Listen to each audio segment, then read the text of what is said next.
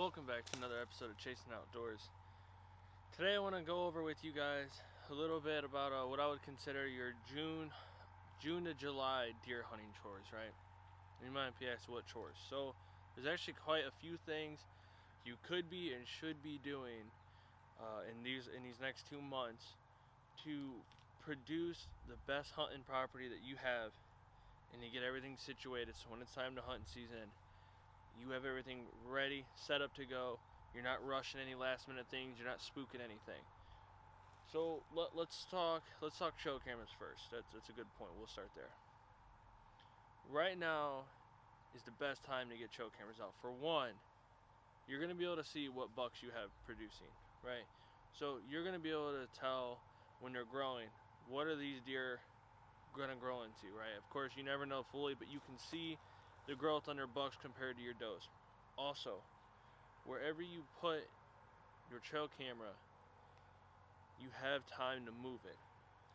And with that being said, you don't want deer looking at your trail camera, right?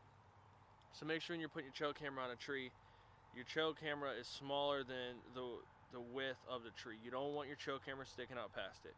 Because if they're already looking at your trail camera now with all the growth up, when this growth dies down and these trees are bare, they're going to see your camera. That's going to make deer very skittish, and you don't want that. You don't want them to know it's there. So if you're getting pictures of deer and they're staring at your camera, either change trees, or what a lot of people do is you can buy tilted mounts. You can mount it on a tree up high, tilt it down so it's not eye level with the deer. They're not seeing it. Also, get a blackout camera, right? You don't want the flash. The flash might not bother them in your eyes, and it might not scare it, but they know it's there and it shouldn't be there. You don't want them to know you're there, right? If they know there's a light constantly going off, granted, it might not scare them, but they know there's activity. And for those big mature bucks, they're not going to come around during daylight hours. They're not going to do it. So make sure with your trail cameras that the deer aren't looking at it. Make sure it's a blackout, and if you need to, you have a lot of time left to move it to a different tree, or leave it in that tree but put it higher and get it to the right spot. For one, where you're getting pictures of the deer. Two, make sure the deer aren't staring at it. Now your trail cameras are good. So now what's next? So now you can be starting mock scrapes, right? You can do a licking branch, which I'm actually going to try out this year. I've seen a lot of people do it. They like it. And it works. So I'm going to try it this year. And all that is, if you don't know what that is, it's just a little tall branch, you can roughly get, it just depends where you want to hang it from your tree. But go find almost like a vine, on the trees. You got, I was trying to see if there was one by me I could show you. But you could look it up to be specific if you want. But pretty much it's just like a vine. And you want to take just some string, any kind of rope or anything. You tie it to the top. You tie it on a branch so it'll dangle down, right? And make it so that it's a little bit below eye level with the deer. Don't put anything on it. You don't have to scrape the ground. Just hang the branch and let the deer do the rest. There's no better scent than natural scent of a whitetail. It doesn't matter what you buy, what you use. You don't need to do that right now. Let them do that, and they're going to make a community scrape. They're going to come by. They're going to lick it. They're going to rub on it. They're going to rub the ground. If they rub the ground, it might still be too early for your deer.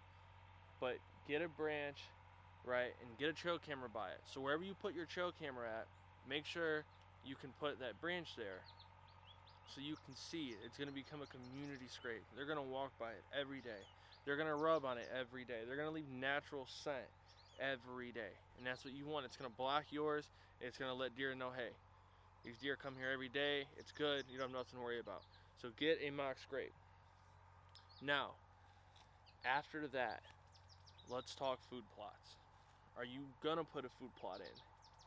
Do you want to, but you don't know where to start? Well, it's simple. This time of the year, same thing. It's so early on, you can walk your woods. You can make scent. Your scent will disappear. It's okay. But for instance, behind me, as you guys know where I'm standing at, behind me I have the area that I'm putting my food plot. It used to be old horse pasture, so it's wide open, it's sunny, right? And it's right on the outskirts of the bean field. And It's really simple. I come in here, I brush hog it down, and I put some weed killer on it. I kill it all, give it about a week or two after I spray weed killer, and I come in here, I use the throw and grow method.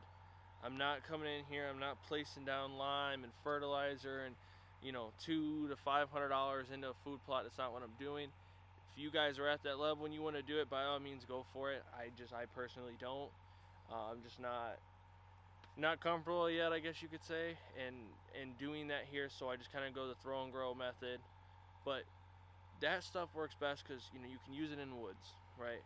So if you're hunting woods and you don't have an area that's cut with trees, right, so you're on a shaded area, you can still rough the ground up, you can plant your food plot. Will it grow as much as somebody who's out in the main grass with all the sunlight and not covered by trees? No, it won't. But you can still put it down, or you can make a mineral site there. You can rough the ground up. You can get some kind of just minerals to help the bucks grow their antlers and everything else. But to stay on the food plot topic, right now is the best time to figure out where you want to do it.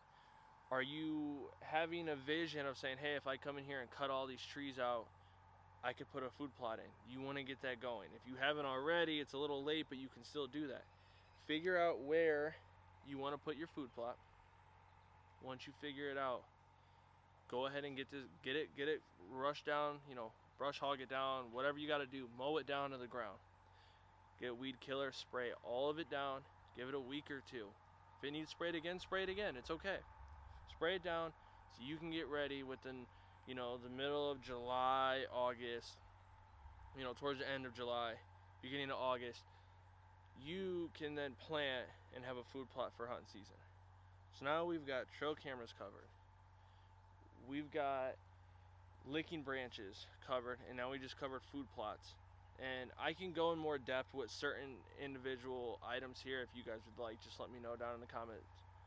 But also, another thing you should be doing, if you don't have a tree stand or a ground blind location, right, it's your first year hunting, go walk, explore. You can kind of go back on my last video where I talked about how I picked my tree stand to be where it is. I found, hey, I have visions of putting a food plot in this area, and 100, 150 yards back and an opening. On the other side of that opening is a thicket, that's where they're bedding, and I found a tree right in the middle of both of those. It just so happened to work out perfect. But get out and walk your woods. Figure out where the deer are coming from. Place trail cameras out, and that's what I'm saying. We go right back to the number one thing of trail cameras right now. Put your trail cameras out. Find your deer activity.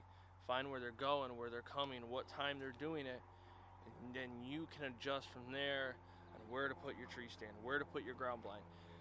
I personally don't hunt out of ground blinds. I'm not a fan of them. I like to be above the deer, and I just don't really care for ground blinds, honestly, so I just never hunt out of them. But I know there's some situations where you can't hunt out of a tree stand, so you have to use a ground blind, and that's fine. But find the areas, get them hung. If you need to trim the tree, do that now so you're not making noise. It can get quiet again. You can get time for all your scent, because if you're cutting trees, you're going to be sweating. You're going to be clinging metal, making noise. You're going to have a lot of scent in that area that needs to wash away. So the faster you get that done, then the faster it'll be that you'll have a good spot. You won't have, like I said, your scent and everything. I'm getting off topic here. Ground blinds, same thing. You're going to have to brush them in. So you want to make sure wherever you end up putting a ground blind, the same thing, your scent gets away, you get them brushed in so that the deer get used to walking by ground blinds. That is the biggest thing I see people. It'll be a week or two before bow season. They're like, yeah, I got a spot. I'm going to go put my ground blind out. Why are you waiting now? You're going to have so much scent in there, make so much noise. You're putting an object up that the deer aren't used to seeing. So you want to get your tree stand and your ground blinds up ASAP. And of course, during the season, if you have to move it, or you locate a big buck and you get him on a certain walkthrough, get a self climber or a hang on, slide it up, that morning of your hunt. Get out there earlier, hang that up in the tree stand. Hopefully you have him scheduled where he walks through. By the time he notices you're there, hopefully you get him. So okay, let's see. So we got trail cameras, licking branches, food plots, tree stands, and ground blinds. And the most in my opinion, the most important part that anybody can do for deer hunting, and that's shooting your bow. Whether it's a compound bow, whether it's crossbow, recurve, longbow, whatever it may be. You guys should have already been shooting all year, but if you haven't, don't be that guy that waits 2 weeks before season or the day before opening day, goes out, shoots 2, 3 arrows, yep, bow's on, put it away. Because that day could have just been perfect. But what happens if it's windy? If it's raining? What if it's hot? What if it's cold and you got different clothes on? Shoot in all elements, you know. You guys know just as much as I do, you're going to get buck fever. Okay, so you want to shoot, you know, go run. Run around your house, right? Get your adrenaline pumping. Get sweat, a high heartbeat, because that's what buck fever is going to do to you. You're going to be shaking, right? You're going to be breathing heavy. Draw that bow back and see if you're still going to hit that spot. You know, everyone, oh, I shot at 70, 80 yards. Go run around the house and shoot. Practice. Get yourself sweating from being hot and your heart rate, you know, pumping and your blood flowing. And get used to shooting like that, because that's how you're going to shoot. There's none of this. You're not going to, if you sit in your tree stand and a big 160-inch whitetail comes out, or just a deer in general, it could be a doe, and your heart doesn't start pumping and you don't start shaking, you shouldn't even be hunting. Because I tell you right now, I shake so much sometimes I worry I'm going to fall out of the tree. And so I make sure I run around the house, whatever I got to do, I'll jog in place, do jumping jacks, get everything flowing and beating fast. So when I draw back on my compound, I know I'm good to shoot when I have buck fever, because I practice that way. So make sure you guys are practicing. You know, if you only have a half hour a night, 1 or 2 arrows a night if that's all you have time for. But do it every day. Get that memory back in your head. Get everything, you know, flowing again. We tend to get lazy during wintertime, and then summertime comes and we're hanging out and we want to go party or whatever it may be, or you're fishing a lot. But don't slack off during this time of the year. Make sure you're accurate. You know, make any tunes. Do you want to change your arrows? Do you want to change your broadheads? Now's the time to do it, so you can still shoot, be accurate, and be confident that when that buck of a lifetime walks out in front of you, you're gonna be able to make that shot. Last thing you want to do is slack off on shooting your bow, and that monster walks out. You've been hunting for 5 years, and because you haven't been practicing, when your adrenaline's flowing, and you wound that deer. Or you miss him and he never comes back because he knows you're there. Or you make, like I said, you make a bad shot, and yeah, maybe he dies. But you have to back out, and you have to wait to go back in the next day, and the coyotes got to him. Yeah, you still have the rack, but you lost to me because you didn't take the time to make sure you're confident in shooting your bow and you are accurate. And once you guys get that down, then you can dial in everything else you need to at that moment. You know, once it starts getting closer to deer season, I'll make another video of what to do for, you know, for Ohio, it's towards the end of September. So the beginning of September, I start to change a lot of what I do so that I can be prepared for when bow season comes in. But it doesn't hurt either if you're not going to be in sweating and making a bunch of noise, and you're walking out, you already know where you're putting your trail camera because you had it there last year, you're setting up a licking branch. Take a no scent shower if you use no scent.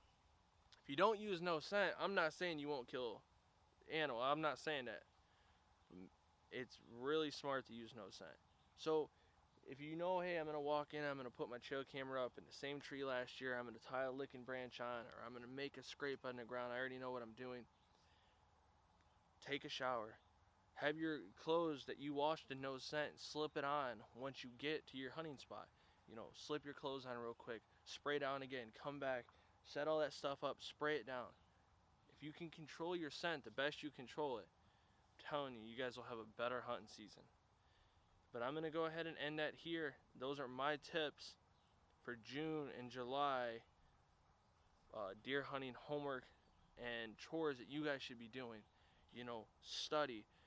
I recommend getting a trail camera that sends pictures to your phone, so you never have to walk in the woods, and you can study these deer. You know, you can put a trail camera up in their bedding area, and you can study these deer without ever having to walk back in there and putting your scent in there. It's going to get sent right to your phone, and you can start programming and getting all of these deer on a system so you know the perfect days to hunt, and you guys can get in there and get the biggest buck of their lifetime. Or maybe you guys are just starting and you guys get your first deer on the ground. I remember when I shot my first deer, and I'll remember that day forever, and I really hope that this video can help you guys get your first deer, or you guys can take somebody out with these tips and get them their first deer, or you in general can get the biggest buck of their lifetime, or the biggest buck that you guys are hunting on your property.